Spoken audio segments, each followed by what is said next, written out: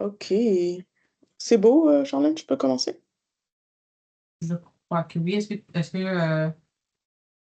Hmm, ouais, ça marche. On peut Vous démarrer. voyez mon écran et tout et tout? Oui. Et vous voyez pas mes notes, bien sûr. Non. Ok, super. Si je comprends bien, vous êtes en train de... c'est votre heure de déjeuner, là, donc bon appétit. Moi, c'est Léa Gakima, je suis coordinatrice de recherche au laboratoire Vulnérabilité, Trauma, Résilience et Culture. Un long titre, mais nous, on dit généralement VTRAC Lab. Et aujourd'hui, je vais vous parler de notre laboratoire et aussi de la formation Comment fournir des soins de santé mentale antiracistes qui vous sera offert gratuitement, comme Charlène a mentionné. Dans ma petite présentation, je vais vous parler un peu du laboratoire. Je vais parler un peu des projets qui sont en cours ou les projets récents que nous avons eus.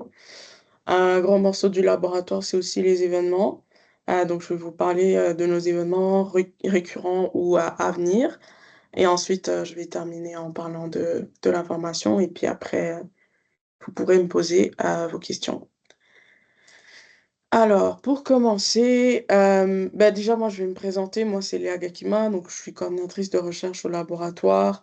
Ça fait maintenant à peu près 2 ans. Mon rôle, c'est un peu d'être le bras droit du directeur et de m'occuper de toutes les affaires du laboratoire.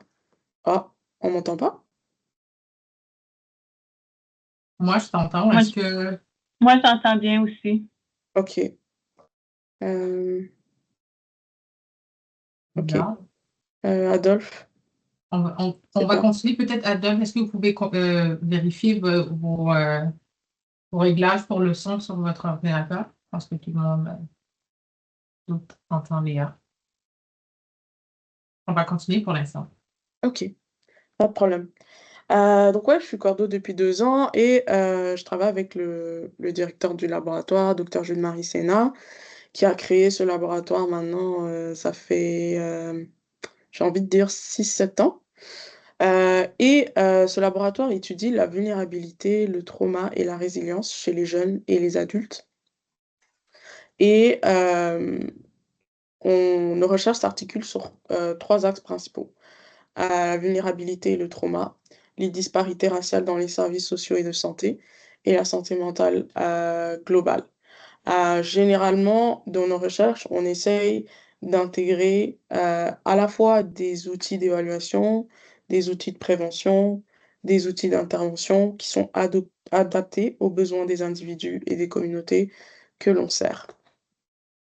Euh, Parmi les projets récents à noter, on a le projet sur la santé mentale des communautés noires dans la région de la capitale nationale, évaluation, outils de prévention et d'intervention, qui a été financé par la SPC. Donc pendant 5 ans, de 2019 à 2024, on a mené des études, des projets de recherche pour examiner la santé mentale des personnes noires au Canada. Nous avons publié à peu près une vingtaine d'articles sur la santé mentale des personnes noires au Canada, sur la prévalence de la dépression, du TDAH, de l'abus de substances, du trouble de stress post-traumatique, etc. On a aussi un projet sur la maladie à virus et c'est de là que, pardon, sur le projet de la santé mentale des communautés noires, c'est de là qu'est venue la formation au départ. Mais je vais en parler plus tard. Et puis, on a eu beaucoup d'événements et d'activités qui étaient au sujet de la santé mentale des communautés noires, notamment notre colloque sur la santé mentale des communautés noires. Un autre projet à noter, c'est un projet qui est basé à la République démocratique du Congo, sur la maladie à virus Ebola et sur la santé mentale et comment ça a affecté la santé mentale des communautés sur place. Encore une fois, évaluation, prévention et intervention. On a évalué les conséquences de cette maladie sur la santé mentale des survivants, mais plus largement sur les communautés, les professionnels de la santé, et aussi voir un peu quelles étaient les stratégies de coping sur place et quels étaient les mécanismes et les parcours de résilience qui étaient développés face à cette catastrophe. Ensuite, on a élaboré un guide d'intervention psychosociale, un peu comme un- des premiers soins de psychologie que les gens peuvent faire sur place. Et puis l'élaboration d'un kit de prévention qu'on a fait en concertation avec les organismes communautaires sur place. Donc ça, c'est deux projets récents sur lesquels on a travaillé. Et donc, comme je disais, à partir de ce projet, en fait, on a créé la formation. Et en fait, on est allé chercher des fonds, des financements supplémentaires à l'IRC, à l'IRSC, pour en fait améliorer et développer davantage cette formation, fournir des soins de santé mentale antiracistes aux communautés racisées, l'implantation et l'évaluation. Donc, avec ce nouveau fonds, nous avons réussi à modifier et à innover notre plateforme. Et donc, on travaille sur implanter et évaluer cette formation auprès des patients et des professionnels de santé mentale, auprès d'hôpitaux, d'organismes communautaires et dans la communauté au sens large. Euh, une des pièces maîtresses de ce fonds, c'était de verser des fonds à à des organismes communautaires pour qu'ils puissent l'implanter dans leurs organismes. Et c'est ce qui s'est passé avec SO et on travaille là-dessus. D'autres projets à noter qui sont plus en collaboration avec... bon, le VTrack travaille en ce moment sur un projet sur la cyberintimidation chez les jeunes à l'université. C'est un thème sur lequel on a déjà travaillé auparavant. Mais c'est d'un peu voir les effets du cyberharcèlement, notamment dans les relations amoureuses, euh, chez les jeunes, à l'université, et voir un peu comment ça impacte leur parcours académique. Et on travaille beaucoup en conjonction avec le Centre interdisciplinaire de la santé des Noirs, qui est aussi dirigé par professeur Sena. Et au sein de ce centre, on a un projet sur l'hésitation vaccinale dans les communautés racisées et un programme de prévention contre le diabète de type 2 dans les communautés noires qui sont intéressants. Toutes ces choses-là sont disponibles sur nos réseaux sociaux. C'est quelque chose qu'on garde, qu'on met à jour assez souvent. On a aussi un, comment on appelle ça? Infolettre qui part assez rarement, mais quand on a des choses à partager, on n'hésite pas à le faire. Donc, si c'est quelque chose qui vous intéresse, n'hésitez pas à me contacter. Comme je disais au début, les événements aussi sont une grosse pièce de notre travail. On a deux événements assez récurrents pour le laboratoire VTrack. C'est le colloque national sur la santé mentale des communautés noires au Canada. L'année prochaine, ce sera notre troisième édition. On le fait chaque 2 ans et c'est dans le but de mettre en avant les dernières... Ouais. Oh oui, j'ai une chose qui a une heure. C'est pour mettre en avant les dernières avancées en termes de santé mentale dans les communautés noires au Canada. On rassemble tous les acteurs du milieu, que ce soit des acteurs politiques, des organismes communautaires, des professionnels de santé, des chercheurs, des professionnels en parasanté, que ce soit qui travaillent dans la méditation, le yoga, le mindfulness, et toutes sortes de choses qui sont présentes dans notre communauté pour partager, pour se rassembler à ce sujet. Il y en a peut-être parmi vous qui étaient là en octobre 2024 ou en octobre 2022 et nous avons hâte à l'année prochaine. Nous en sommes aussi à notre troisième édition de Ma santé mentale, mon pays et moi, qui je pense est l'événement un peu chouchou de notre laboratoire. C'est un peu mon événement préféré entre nous et à voix basse. C'est un événement pour les élèves noirs du secondaire dans la région de la capitale nationale. Donc on invite tous les conseils scolaires et leurs écoles à, à inviter 10 élèves noirs du secondaire dans chaque école pour les représenter. Et puis, on invite aussi les professionnels de la santé mentale de l'école en question, les travailleurs sociaux, etc., les counselors, les conseillers. Et on invite aussi des personnalités publiques noires prominentes. La première fois, on a eu la très honorable Michaëlle Jean, qui a été très inspirante pour les élèves. Ensuite, on a eu la sénatrice Bernadette Clément l'an dernier, aussi très inspirante pour les élèves. Donc cette année, c'est dans 2 semaines. On a la sénatrice Mégy avec nous. On aura aussi beaucoup plus d'invités cette fois-ci qui seront annoncés sur nos réseaux sociaux sous peu. On a aussi commencé à ajouter un carrefour des métiers où on a des étudiants noirs, des professeurs noirs, qui parlent un peu de leur parcours, de leurs défis qui sont spécifiques à faire partie, à être issus de cette communauté. Et donc, chaque année, on reçoit ces élèves et c'est super inspirant. Les élèves ont des questions super pertinentes et, ils en ressortent super énergisés et inspirés. Trop cool. Ensuite, très lié à notre travail avec le Centre interdisciplinaire pour la santé mentale, pour la santé des Noirs, pardon, on a le colloque sur la vaccination chaque année. Cette année, c'est notre dernière, donc je vous encourage vivement à y participer. Depuis la pandémie, la vaccination est devenue un sujet assez important euh, en règle générale, mais surtout dans nos communautés racialisées, chez lesquelles peut-être il y a une hésitation ou quoi que ce soit. Donc, cette recherche est super importante. Et ensuite, on a la Journée internationale de la sensibilisation à la drépanocytose, chaque année aussi, où on parle un peu de cette maladie qui touche particulièrement les communautés noires, mais aussi les communautés asiatiques. Alors, c'est un peu ces événements-là. Je vous encourage vivement à y participer à l'avenir. Maintenant, à la pièce maîtresse, la formation. Un instant. Je voulais vous parler de quelque chose.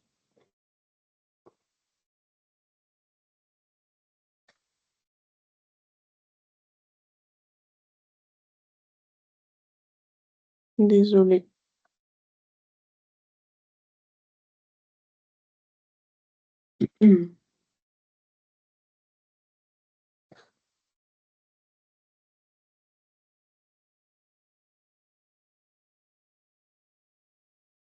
As-tu besoin d'aide, Léa?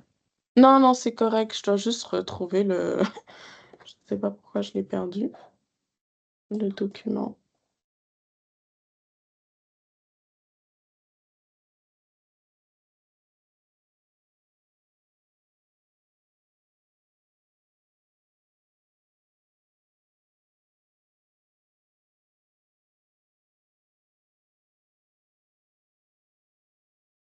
Je pense que je vais juste passer à travers le site web tantôt, mais juste pour vous donner un peu de background euh, sur cette formation et pourquoi elle a été créée. Donc, euh, comme on a eu les résultats de nos études sur la santé mentale des communautés noires au Canada, qui ont montré que les personnes racisées étaient touchées par plusieurs troubles et que les soins n'étaient pas à la hauteur et les soins ne répondaient pas aux besoins des communautés noires et plus généralement des communautés racialisées. Au Canada, 25% de la population nationale sont racisés et les soins qu'ils reçoivent souvent sont inadaptés ou n'adressent pas les besoins, n'adressent pas les enjeux raciaux. Et donc, c'est de là qu'est venue l'idée de faire cette formation-là. Et avec ce fonds, l'objectif, c'est implanter cette formation dans le plus d'organismes communautaires possible et dans le plus d'hôpitaux possible. On évalue aussi les compétences de sensibilité, d'humilité auprès des soignants et leur habilité à fournir des soins de santé mentale antiracistes. Et d'un autre côté, on évalue aussi la perception des patients, s'ils se sentent servis adéquatement, s'ils sentent que leurs soins sont adaptés à leurs besoins, sont culturellement adaptés. Et puis, évaluer un peu, ensuite faire cette formation et évaluer un peu si on a les résultats escomptés, c'est-à-dire une amélioration des soins reçus par les patients. Donc ça, c'est un peu le background. Donc là, je vais tout simplement aller sur le site web, puis on va passer à travers ensemble, rapidement. Hop. Et pendant que tu fais ça, Léa, juste une clarification rapide pour les participants aujourd'hui. Ouais. Ce que vous voyez aujourd'hui, on va vous l'envoyer par courriel. Donc, vous n'avez pas besoin de vous presser à terminer le processus d'inscription. On va vous envoyer ça par courriel. Aussi, c'est important pour nous le côté évaluation. Donc, on va créer quelque chose avec le groupe VTrack pour pouvoir bien évaluer l'impact de la formation. Donc, on aura besoin d'un genre de drop-down pour notre équipe Santé Ontario. Et puis, c'est ça. Donc, ça, c'est juste pour vous montrer ce que vous allez voir dans quelques semaines. Mais pour l'instant, il n'y a pas d'action ou de tâches à faire. Ça sera envoyé par courriel. Changement. OK. On est sur le site web de la formation. Vous voyez là, le titre. C'est gratuit, bien sûr. On vous rappelle de prendre les questionnaires pré et post-formation. Ça sera vraiment important pour qu'on puisse, évaluer et vous fournir, le rapport. Et puis sachez aussi qu'à la fin de la formation, vous pourrez accéder à la certification, auprès de la Société canadienne de psychologie. Si vous le souhaitez, à un frais, je vais en parler tantôt. Moi, je suis déjà connectée, mais je vais me déconnecter juste pour voir, vous voyez si vous n'avez pas de compte, vous vous inscrivez. Sinon, vous vous connectez comme ça. Hop.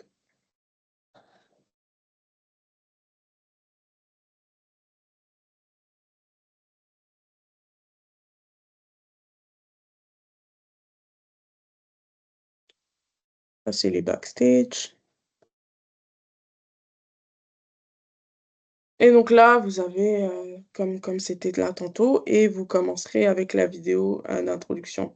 Moi, comme je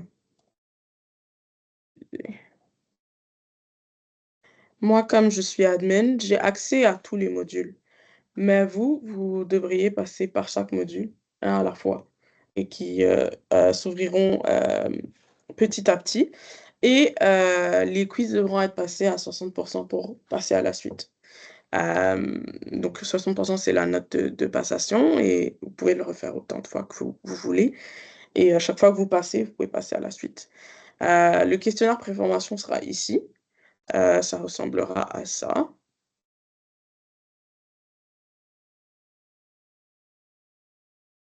Ici. Vous donnerez votre consentement et ainsi de suite. Vous pourrez faire le questionnaire.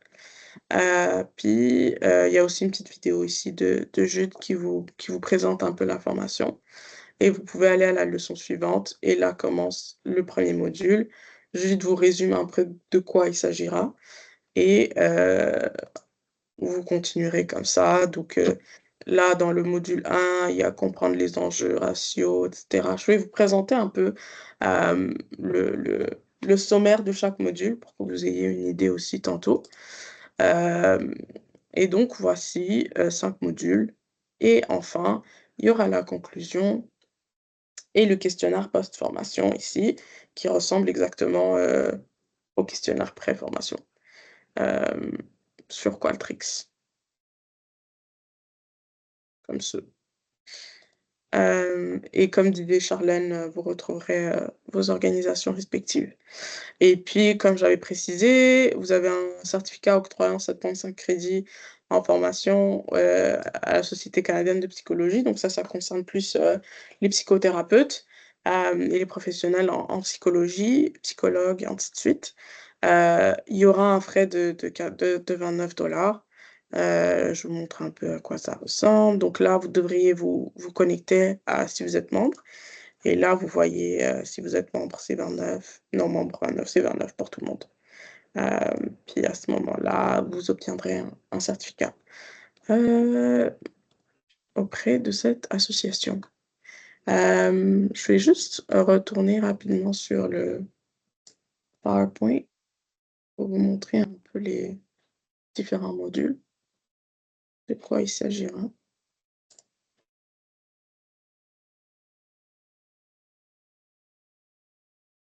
Donc, le module 1 commence avec les enjeux ratios. Comprendre les enjeux ratios, s'examiner face aux enjeux ratios, acquérir la compétence culturelle, analyser les impacts des enjeux ratios et reconnaître les disparités en soins de santé mentale. C'est vraiment pour dresser l'état actuel, dresser un peu le contexte euh, à ce niveau-là.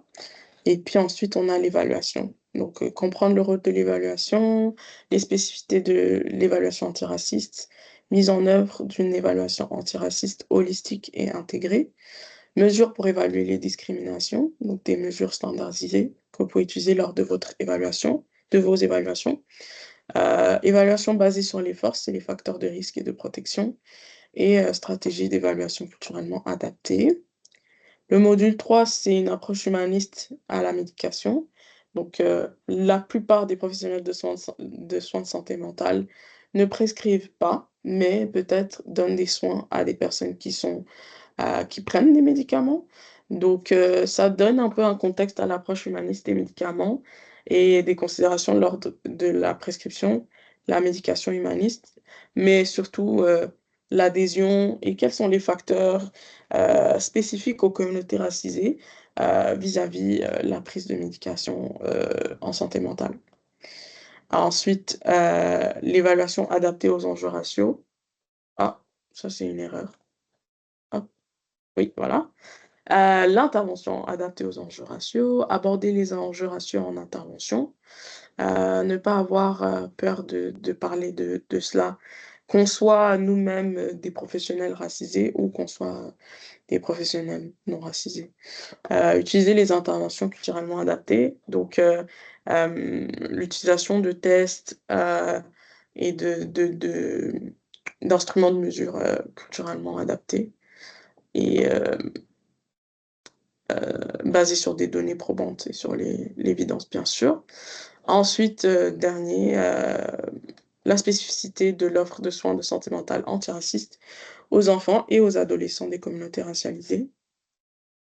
Là, on comprend la nécessité de préciser les soins apportés aux jeunes issus des communautés racialisées, comprendre les facteurs affectant l'utilisation des services des communautés racialisées de santé mentale chez les enfants et les adolescents des communautés racialisées, l'accessibilité et structure des soins de santé mentale, et pistes pour la mise en œuvre de soins de santé mentale culturellement spécifiques. Ça aborde aussi l'enjeu de travailler avec les adultes qui s'occupent de ces enfants et de ces adolescents et comprendre un peu le contexte par rapport à ça. Donc ça, c'est le laboratoire en quelques points, nos événements en quelques points, nos projets en quelques points et un peu à quoi la formation ressemble.